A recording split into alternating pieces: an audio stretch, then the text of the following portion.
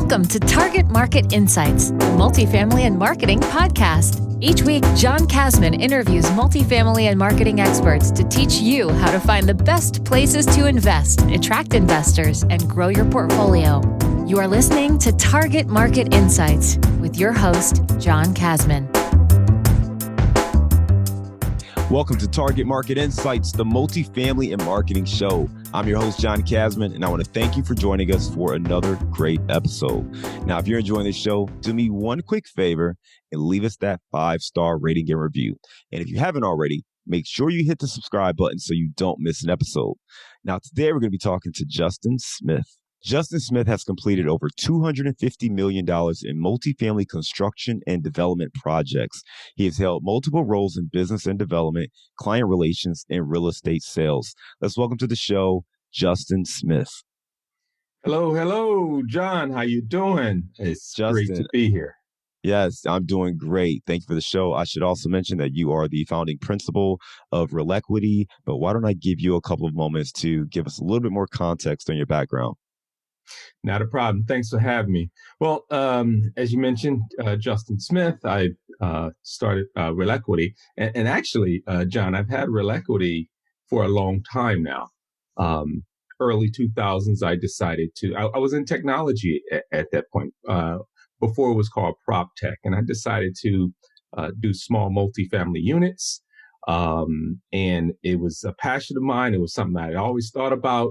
The technology thing, it was the implosion of 1999 and 2000. And so therefore I just took off and just started doing it. Single families, small units, small development deals. And there it was born, the whole passion for really doing real estate on my own terms.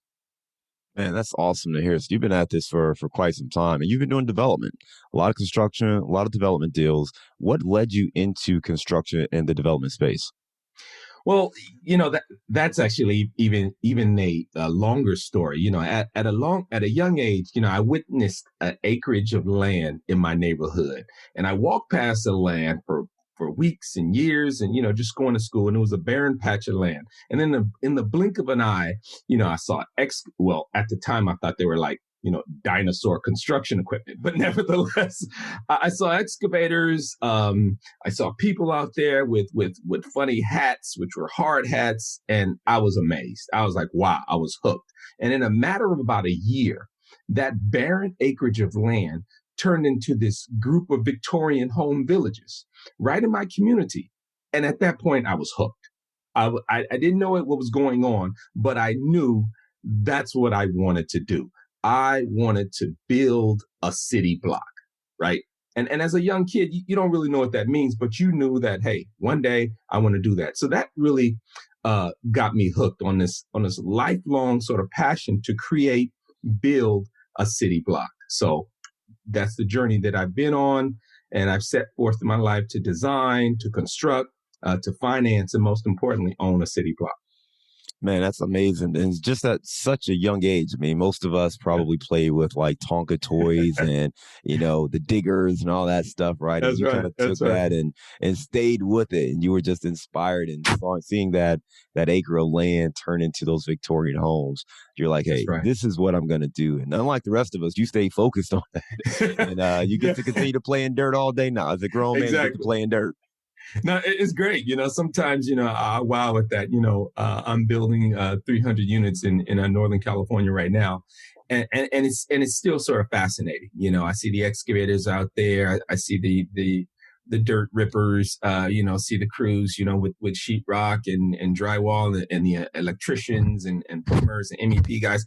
It's just an amazing thing. And it's a great place to be. I once had an opportunity to move to New York for an opportunity in real estate finance. But it was something about being sort of, I don't want to say in the dirt, but in the dirt, and really get deals done. So I decided to move to the West Coast, or at least come back to the West Coast rather, and continue on development and construction opportunities. No, that's amazing to hear. I mean, when we think about construction and development, I mean, for some people, the closest they come is, rehabbing a single family house or something of that nature, right? I imagine all of that experience that you've built up over the years has given you kind of a keen eye when it comes to construction, rehab, those kind of projects, and architecture in general. Tell me a little bit about what you see in the marketplace and maybe some mistakes or challenges you see a lot of investors running into when it comes to the construction, the rehab, or the development of properties. Yeah, no, that's interesting. There's a number of things, and there's a full pack question in that. Um, when I see sort of construction, I look at things from a number of different perspectives. It's almost like you have to X-ray a building. So when I do see a construction project, and let's say from a barren piece of land, I look at that from, okay, is it a barren piece of land? Is it a piece of land that's entitled, meaning has the rights to build? Is it a piece of land that has entitlements and construction documents? Um, and that's at one point I can make a decision on whether or not I want to either invest or I want to move forward with that project. And then there's another piece is when you look at a particular a construction project that's a renovation project. What I see is sort of an X-ray of a building. Okay, how are most people say, well, how are the bones, right? So what I'm looking at is sort of X-raying the walls. Okay, how is the MEP systems, meaning mechanical, electrical, and plumbing? What do you see behind the walls, and how are those systems performing?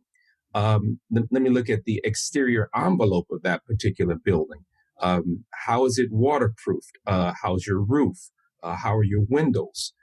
How is the stucco or the brick or whatever envelope is around that building? And then how is the overall thermal properties of the structure? When you put all that together, is it livable? Are your HVAC systems in place? So that's a renovation project. And then on a construction project, it's really the combination of all of those where you're looking at, okay, I have to look at the land. I got to look at the structure. I got to look at all these built systems and bring in all those particular pieces, schedule them all out, and do them in a period of time that meets your budget, really meets your schedule, and has all that scope wrapped into it. And those are three important things on any project: is scope, budget, and schedule, that you immediately need to know going in.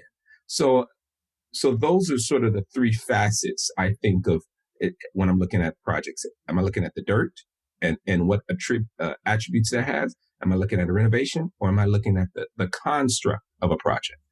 No, I appreciate that. I love the way you broke that down, going from, literally ground up the dirt, is it entitled? Do you have all the paperwork ready to go to start, putting that shovel in the dirt?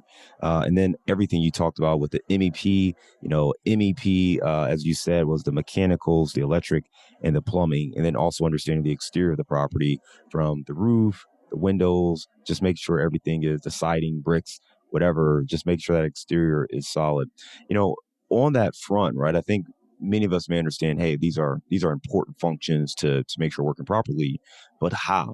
Without hiring an expert, it may be difficult for the amateur or the novice investor to be able to walk into a property and understand whether or not that the bones, the X-ray of that property, if it's actually solid or not. Do you have any tips for someone who's maybe a little bit newer, maybe not as experienced as yourself, to be able to go into a property and look for certain clues that may indicate problems with either the MEP or, the exterior of the property? Yeah, there's a couple of things I do like to look at. One of the things that from an investment perspective, I'm looking at Class BC properties that are sort of vintage 70 and 80s and things like that. So in looking at those, one clue is what is the foundation like, right? Are there trees around the property? Because trees equate to roots, equate to damage of underground structures. That's just one of my things. I mean, how many?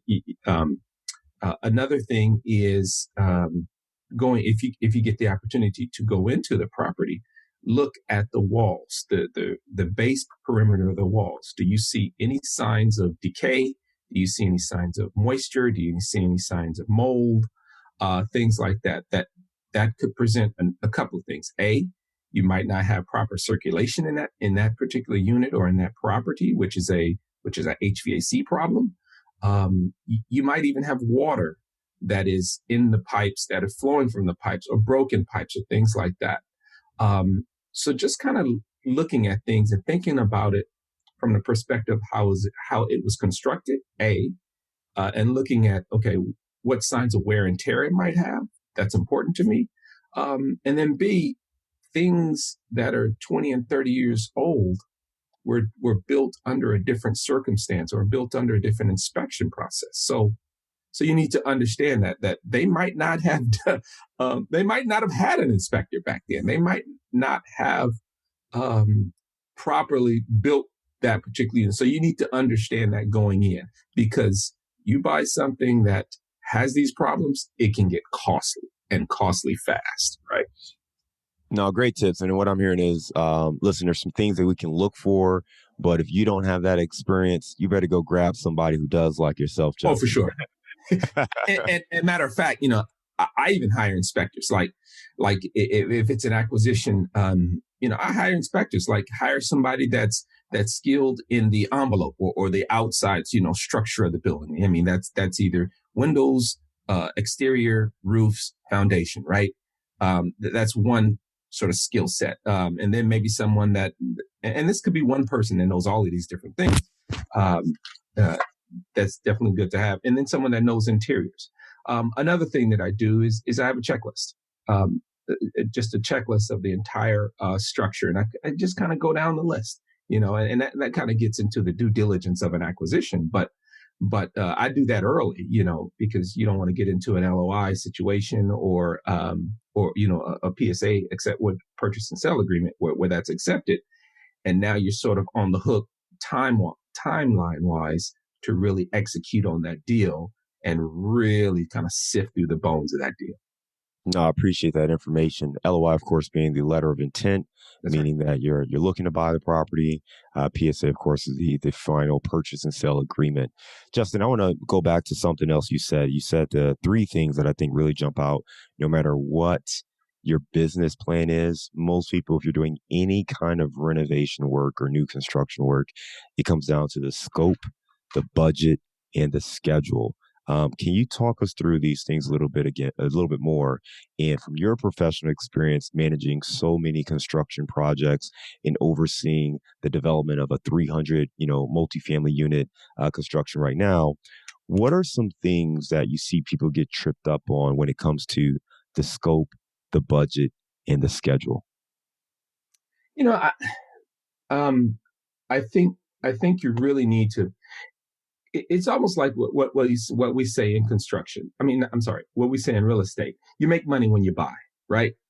So if going into a particular deal, you need to understand these elements. It's almost so from a scope perspective, and I equate it to construction. What is the scope of the project? Like, architecturally, what are you doing? Mechanically, what are you doing? Electrically, what are you doing? Plumbing, what are you doing? Landscape, what are you doing? And really having those documents that tell you that. If you're just building, let's say you have a 100-unit property and you want to put a dog park, right? What is your scope for that? Right. And actually, that's a very, very popular thing that we're seeing in renovations is dog parks. And that's also something that can be a revenue generator as well. But nevertheless, let's talk about scope. So but understanding, OK, where are you going to put it? How are you going to fence off that area? Is that going to have turf? Is it going to have rock? Is it going to have landscaping? What are you going to do in that particular area? And then what is your budget for that? Right. Are you going to spend $20,000 on it? Are you going to spend $5,000 on it? How are you going to do that? And then the schedule. It's important to know the schedule of it because you can get into a situation where you get a contractor and they say, okay, it's going to take three months to build your dog park. And then all of a sudden it takes 6 or 7 months to do it. And your parking lot's ripped up or your area's ripped up. There's construction all over the place. You're trying to lease or rent up your properties.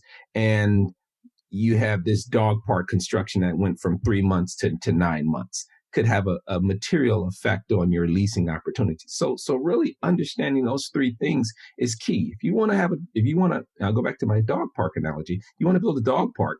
No, okay, I'm going to do a 10 by 40 area. I'm going to do fencing. I'm going to do, whatever the scope is. I'm going to spend only $10,000. I don't like change orders.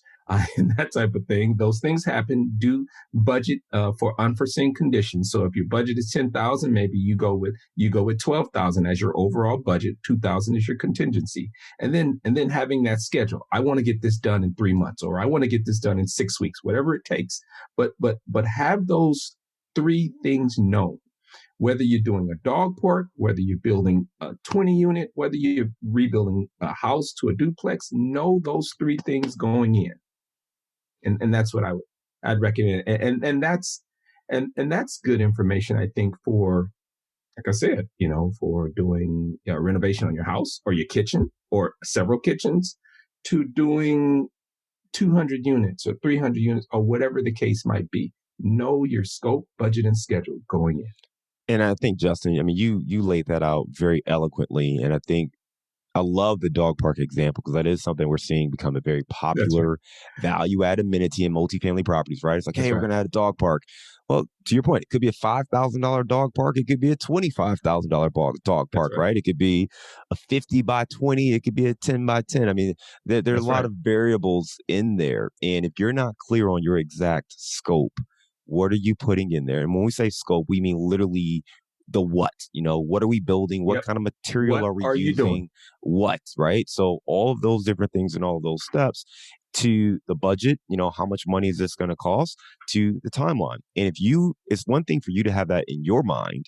Mm-hmm. It's another thing for your contractor and the rest of your team to fully understand what your vision is, because they can look at it and say, hey, you said you had 10,000 for a dog park, but then you told me you wanted a 20 by 35 dog park. That's not going to cost that because the materials are XYZ, right? So you really need to make sure you're having that. And if you're a passive investor, you don't necessarily have to worry this deeply about it, but it's the kind of thing that you may just want to ask that operator, that partner, just to get a sense of, hey, have you guys thought about this? Or what exactly is the plan there? What size dog park are you building?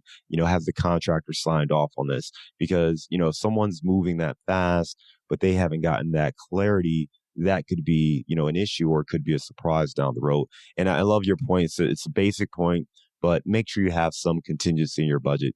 If your budget's $10,000, really make it 12,000. So you've got a 20% buffer in there, right? Just make it a little bit easier on yourself. And I will tell you from my own experience, man, that's the place we probably learned the most the hard way starting out. We were doing some flips because we were doing great with the multifamily, but we did a couple flip projects, and we would communicate one thing. Our contractor would hear us and acknowledge what we said, but maybe somehow interpret it slightly differently. And we just realized, listen, having that written scope of work that we can all refer back to is the best thing, because he may not be thinking that, hey, I'm replacing all the doors, and that might be your full expectations that, hey, you're going to give me new doors throughout the entire property, right? So you've got to make sure you're real clear on what's in the scope and what's not in the scope.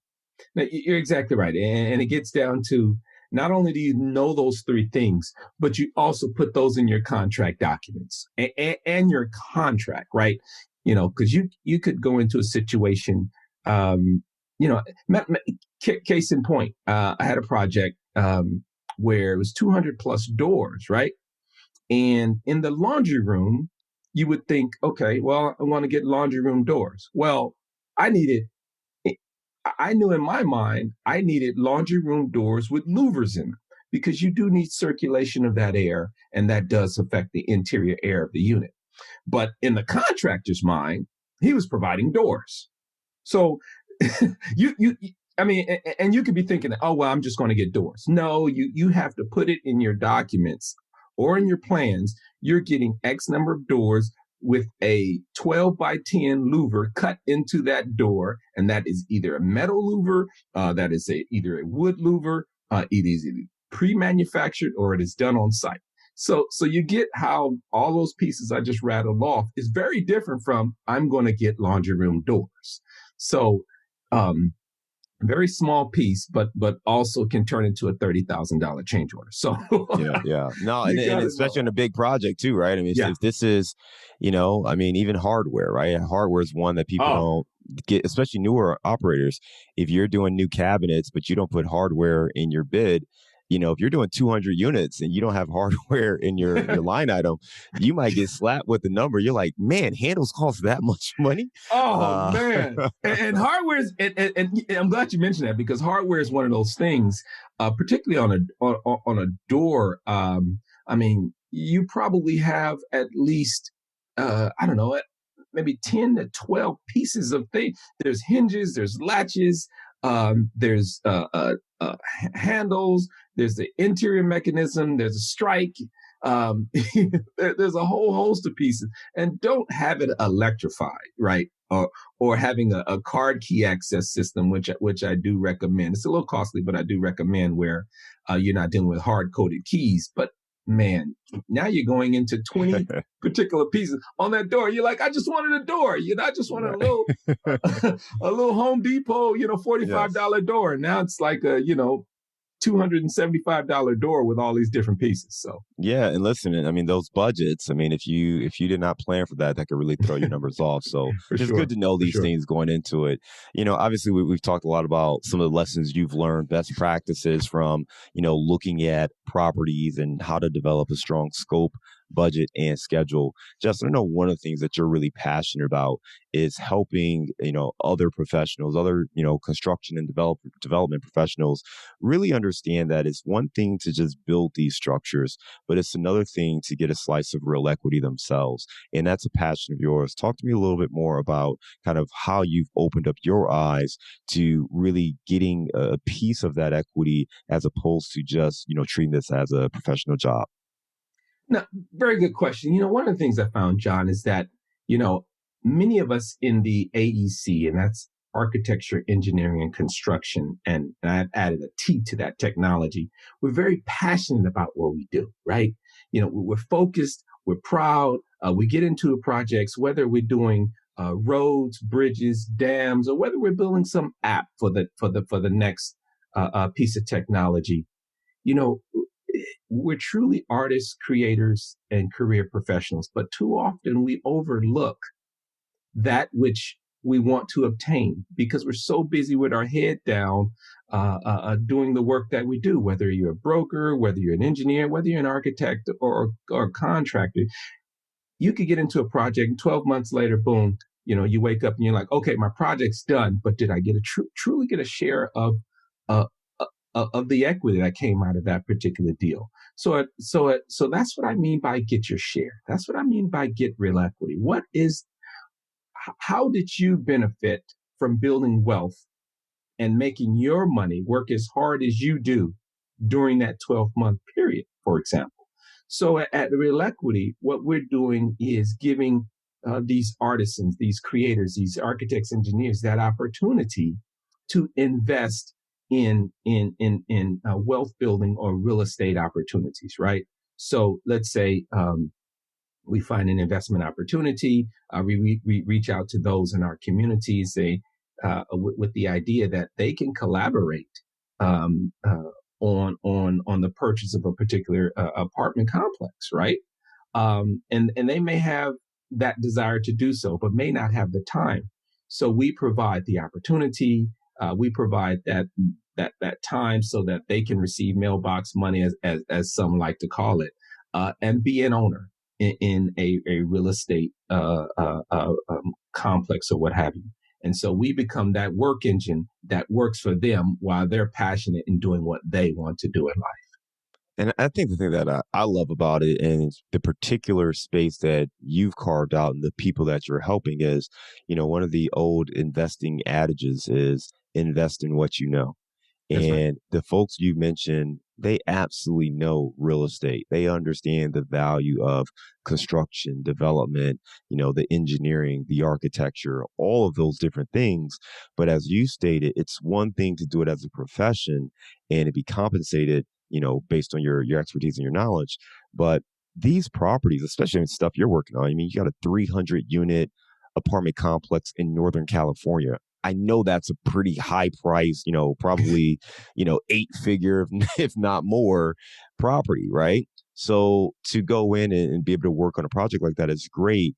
But when you really start to understand the upside potential to get a slice of equity, that takes you to a whole different level, right? If you could get a portion of profits, of a portion of shares in a project of that magnitude, that has the ability to really change lives and put you guys in a powerful position. So I really love this platform, this notion that you are helping other professionals get a slice of real equity. And I look forward to, watch you continue to grow what you're already built and taking that to the next level. You mentioned artisans and creators as well. And it kind of took me to a little bit of a different place because I'm thinking about, just other folks who create. And it's almost like the people you're talking to are folks who have a vision, whether you're an engineer or an architect, you have a vision, you can create, but almost like in the music business, just because you pen a great song doesn't mean you get the publishing rights to it or you That's get, right.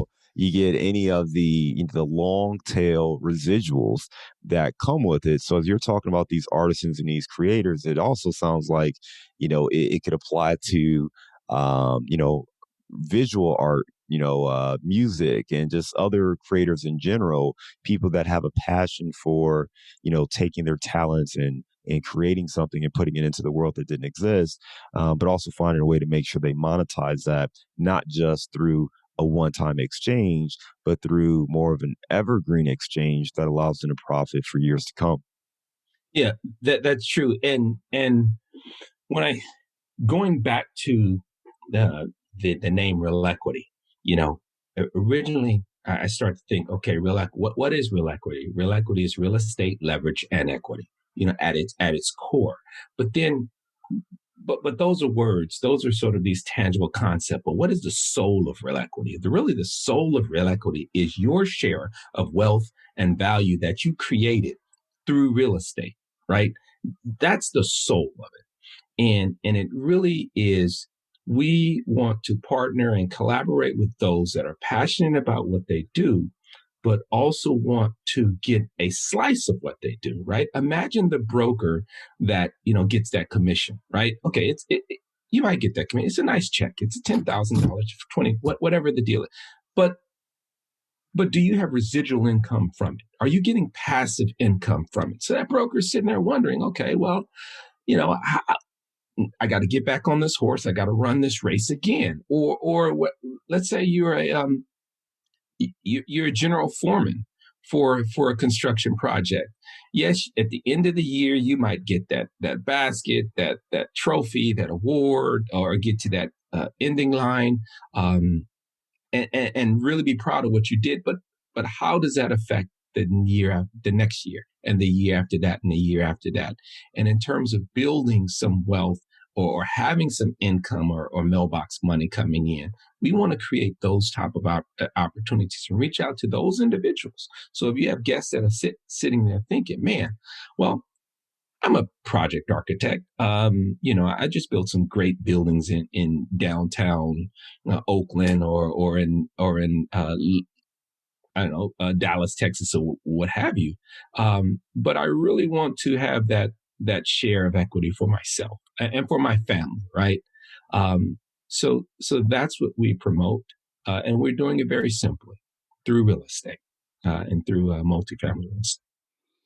Hey, yeah, Justin, we'll get to this in the Bullseye Round, but for folks who want to learn a little bit more about kind of that process and how they can get a slice of real equity, what is the best way for them to reach out? Yeah, a couple of ways. The website, relequity.com. You can reach out to me directly at 510-991-2770, or just send me an email at info@relequity.com. All right, Justin, we're going to jump into our bullseye round. You ready? All right, let's do it. Give me a failure or an apparent failure that set you up for later success. I had a project in Oakland, California.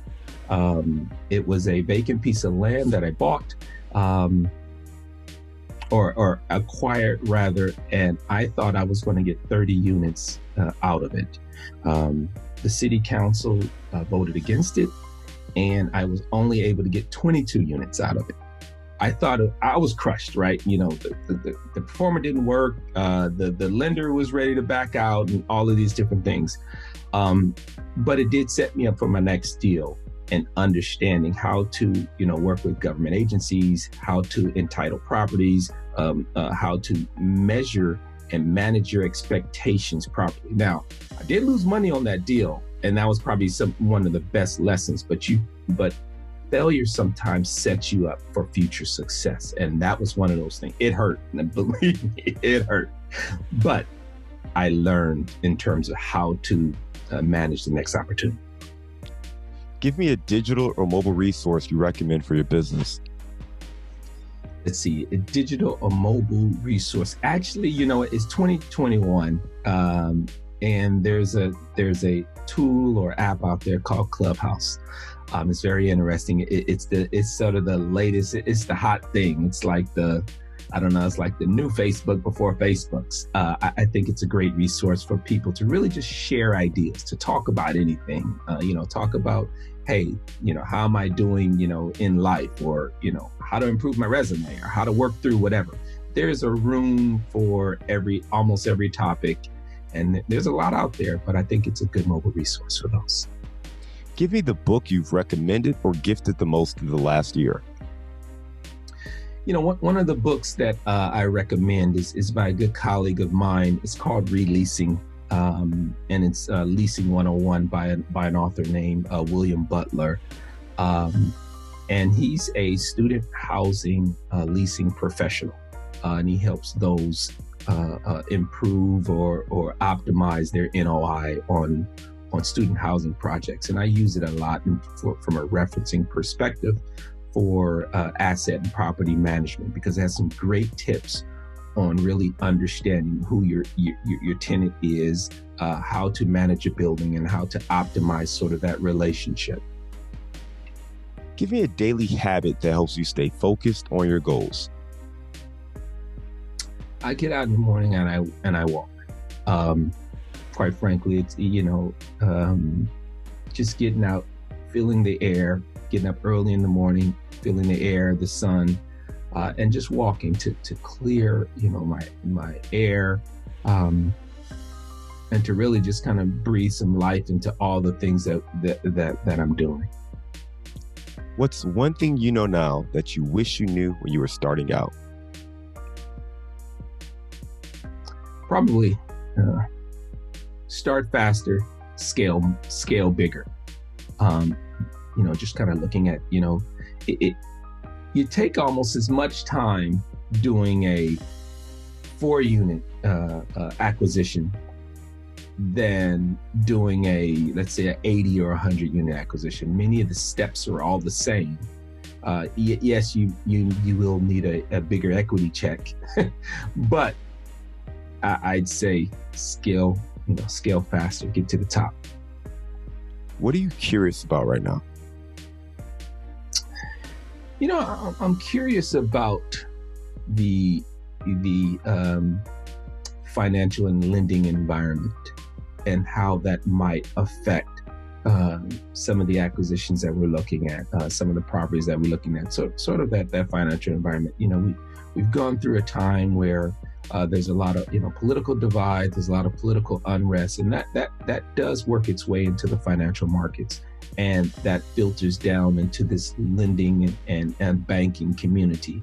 And how can we continue to do deals and do opportunities, yet and still there's strings pulling in the financial sector that might affect some of our decision, that might affect our reserves, for example, that also might affect our performance. So I'm very curious about that filtering of information in the financial sector and how it affects specifically, my performance.